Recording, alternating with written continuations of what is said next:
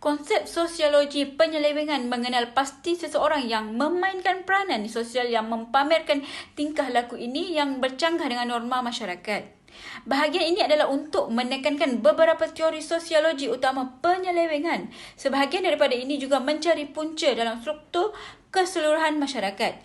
Manakala yang lain mencari punca dalam proses di mana individu datang untuk melakukan perbuatan menyimpang. Menyimpang ini ialah perbuatan salah laku. Untuk memahami proses peranan yang menyimpang, seseorang ini juga harus meneliti sifat sosial manusia, termasuk diri dan identiti penyelewengan dan proses sosialisasi menjadi devian peranan. Perbuatan penyelewengan dan peranan penyelewengan sebagai contoh, heroin. Beberapa orang menganggap tingkah laku yang berkaitan dengan penambahan heroin sebagai hasil fizikal yang mudah pergantungan, tindakan di mana penagih tidak mempunyai kawalan apabila ketagih. Bennett 1986 mengkaji 135 penagih Inggeris antara 1982 dan 1984 untuk mengenal pasti peringkat kerjaya dadah mereka. Majoriti penagih mula mengambil dadah dengan ganja atau amfetamin. Mereka kemudian beralih kepada heroin selepas pengalaman dadah yang banyak, selalunya bila kawan-kawan menawarkan peluang. Kebanyakan orang menjadi penagih dalam perkembangan yang sangat perlahan.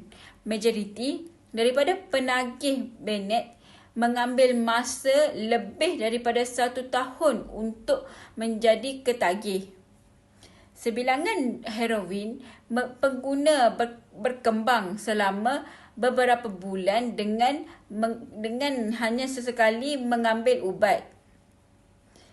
Sekali ketagih, ada yang menghentikan penggunaannya kadang-kadang selama 1 atau 2 tahun.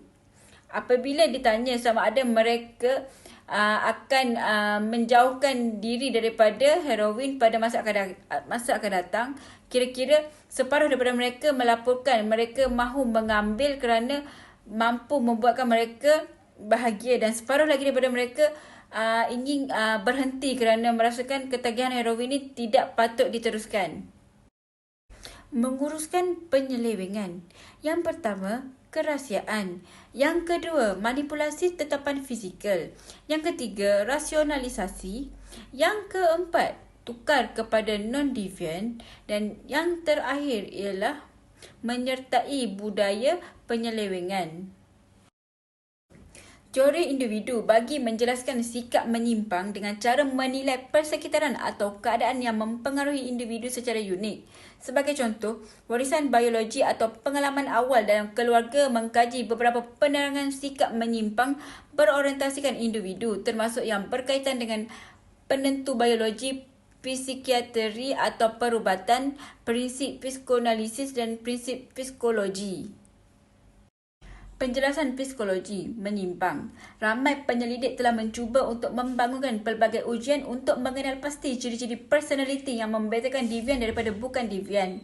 Ramai penyelidik juga pernah percaya bahawa keturunan menentukan ciri-ciri individu seseorang secara semula jadi. Namun, mencapai hasil yang mengecewakan kerana mereka telah gagal untuk mencari hubungan yang kukuh antara keturunan dengan sifat menyimpang.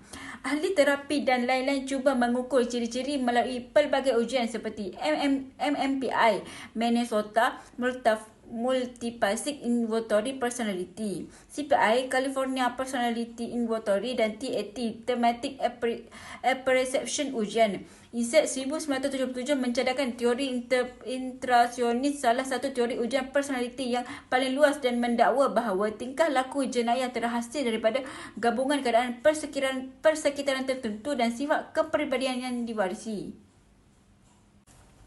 Teori pilihan rasional. Ramai orang menerangkan menyimpang sebagai tingkah laku bertujuan untuk dijadikan pilihan bagi yang dibuat oleh seseorang untuk berkelakuan dengan cara tertentu, untuk berfikir secara tertentu atau menjalani gaya hidup tertentu.